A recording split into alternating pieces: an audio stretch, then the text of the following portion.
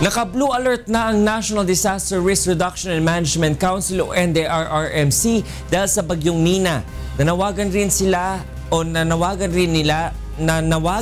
sila sa mga residente sa mga lugar na dadaanan ng bagyo na agad sumunod kapag pinalilikas sa mga otoridad upang makaiwas sa mga sakuna.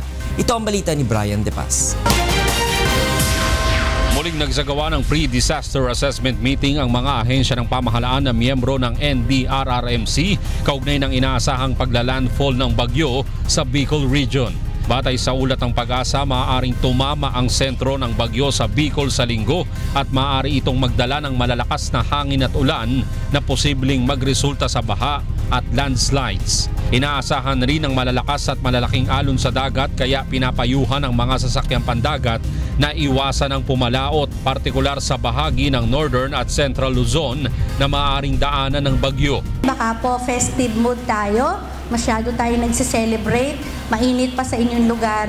Expect po natin na tomorrow evening, lalo na po sa Kapaskuhan, mayroon po tayong inaasahan na masamang panahon. Kaya mag-ingat po tayo. Nakataas na ngayon ang blue alert status sa NDRRMC na nangangahulugan ng mahigpit na monitoring at posibleng pagpapatupad ng evacuation kung kinakailangan ng regional and local disaster management councils.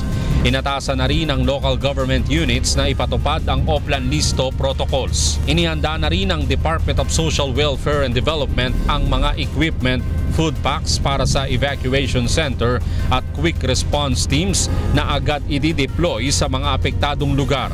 Yung ating mga relief supplies, yung ating mga non-food items.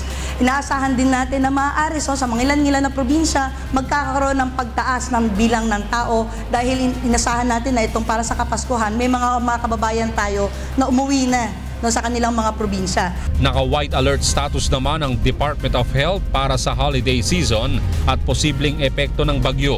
Nanawagan rin ang NDRRMC sa mga nakatira malapit sa mga dam sa Luzon na maging alerto sakaling magpakawala ng tubig dahil sa mga pag-ulan bunsod ng epekto ng northeast monsoon at bagyo.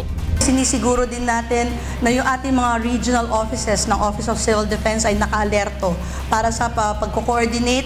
Pinayuhan ng NDRRMC ang publiko na mag-monitor sa weather updates sa telebisyon, radyo at social media. Makabubuti ring makipag-ugnayan sa mga respective seaports, airlines at bus companies kaugnay sa mga kansiladong biyahe. Brian De Paz, UNTV News and Rescue, Quezon City.